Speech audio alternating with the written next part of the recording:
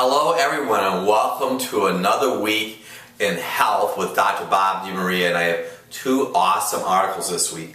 This article comes from the Business Insider. Scientists have finally found the real reason why we need sleep, and this really intrigued me because so many of our practice members don't sleep. And I read an article recently that up to 50% of the individuals over 50 years old have a problem sleeping. So when I read the article with major interest, I learned, and this was really great news to me, that when you sleep at nighttime, your brain actually allows the little tubules inside of it to get bigger. You see, your brain is much like a major city, and I love going to big cities.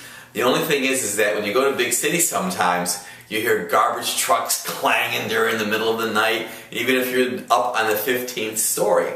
So what's going on in your brain at nighttime is your body's eliminating toxins. I thought that was quite intriguing because they went on to say that these are the same toxins that could be responsible for Alzheimer's.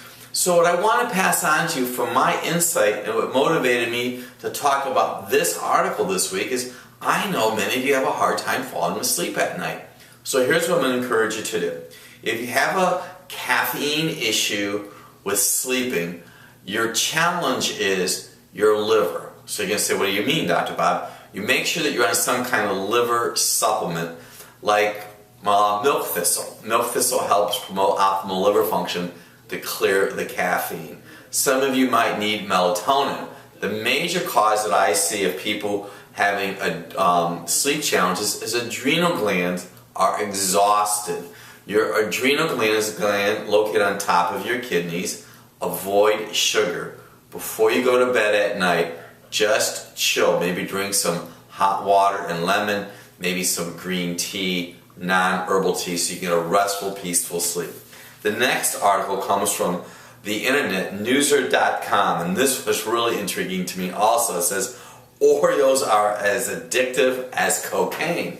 Well, there was a young man up in Connecticut, and what he was doing, he did some research on rats and smaller animals, and what they did is they put these animals in a maze, and on one side of the maze they basically put Oreo cookies, and on the other side they used like rice cakes and water or saline. They said the rice cakes and the saline solution was kind of like their placebo, but their Oreo cookie side was kind of like their cocaine side.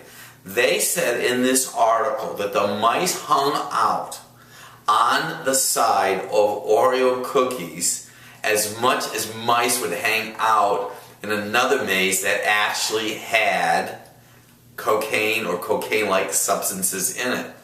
When they did the information even further, they found out that the mice ate the inside of the Oreo cookie first, and they also went and they did a study with a particular marker called CFOS, and they found out that this marker in the mice was more elevated, it's the pleasure center, than it would be in mice that were given a drug. So here's what I'm going to suggest you do. Be aware what kind of treats that you're eating, especially cookies.